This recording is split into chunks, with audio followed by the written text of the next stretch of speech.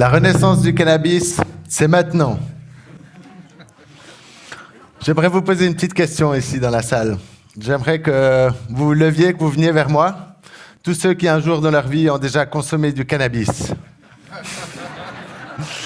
Je vois qu'il y en a quelques-uns qui regardent là, qui se disent... Alors, moi, c'est ce que j'ai fait avant, vous voyez, je suis encore là. Alors, je vais vous parler du cannabis aujourd'hui. Ce qu'il faut savoir, c'est qu'il y a 10 000 ans, on trouvait déjà des traces du cannabis. Les Égyptiens l'utilisaient comme médicament. On en faisait du papier en Chine. Puis au Moyen-Âge, c'est ça qui a servi à conquérir les Amériques. Pourquoi ? Parce qu'on en faisait beaucoup des textiles, du tissu, et tous les bateaux étaient équipés de voiles en chanvre.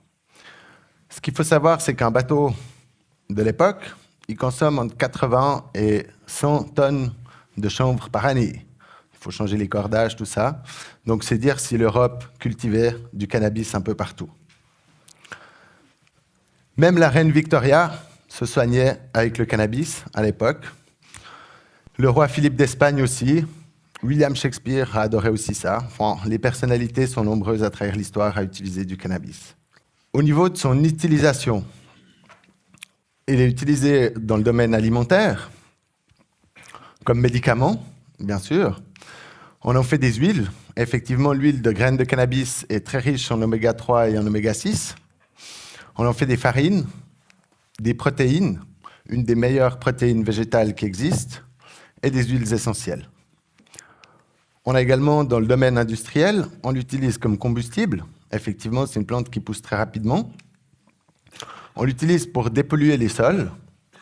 C'est-à-dire que quand on plante du cannabis dans un sol où il y a des métaux lourds, des choses comme ça qui sont dedans, ça va absorber les métaux lourds afin d'assainir les terres cultivables.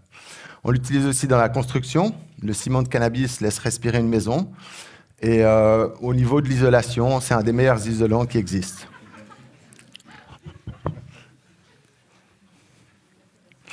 Voilà, on l'utilise aussi comme textile et comme papier. Voilà. Ensuite, au début des années 1900, c'est la plante la plus cultivée en Europe. Et en même temps, c'est là qu'on va commencer à la diaboliser. Donc, il y a des lobbies du coton et de l'industrie chimique. Effectivement, c'est les plus gros concurrents au niveau textile par rapport au cannabis. Et on voit des publicités anti-cannabis qui apparaissent un petit peu partout dans ce style-là. Aujourd'hui, ce serait plutôt une publicité qu'on utiliserait pour vendre du cannabis. Mais voilà.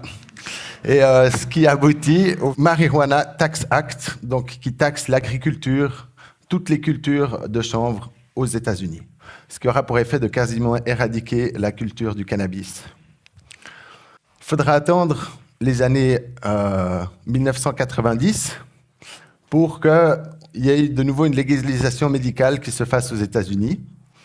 Puis 2012, une légalisation récréative, parce qu'on se rend compte qu'au final, c'est comparable à un verre de vin, par exemple, qu'on peut consommer toujours avec modération. On va regarder maintenant un petit peu qu'est-ce qui compose le cannabis. C'est bien joli, c'est une plante. Donc, les principes actifs du cannabis, c'est les cannabinoïdes.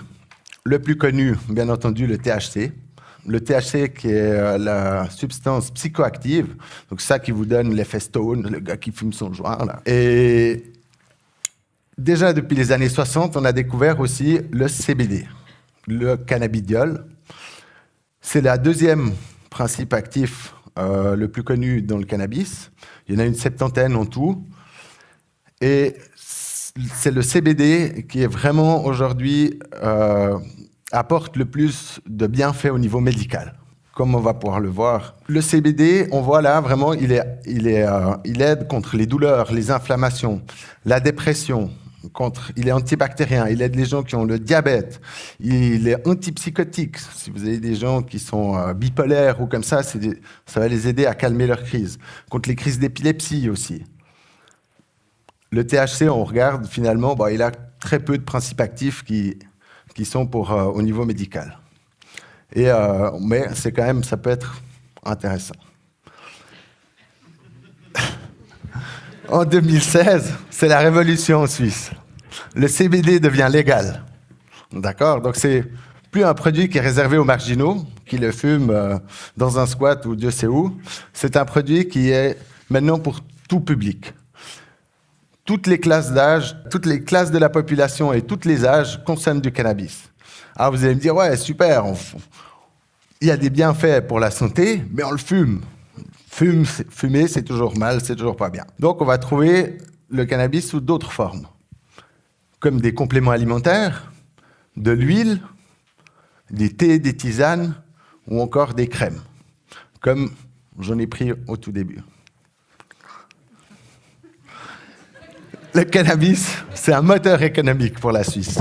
Si on regarde rien qu'en Suisse, ça a créé déjà des milliers d'emplois en à peine une année et demie que c'est légal. Pour 2017, les estimations, on prévoit à peu près 30 millions de recettes fiscales.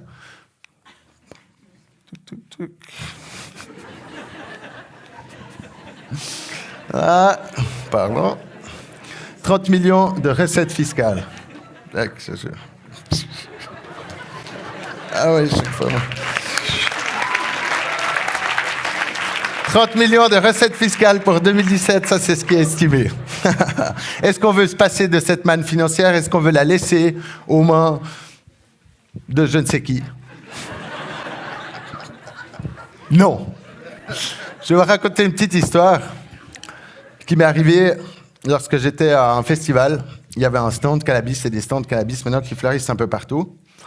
Et il y a un monsieur qui vient et il vient critiquer ce que les gens y font là. Il dit, moi je suis un policier à la retraite, c'est de la drogue que vous vendez là. Puis bon, le mec, il parle, puis au bout d'une demi-heure, une heure, il se dit, bon, pourquoi pas finalement, ils n'ont pas l'air méchants ces gens, on va goûter. Ah, faut pas mourir idiot.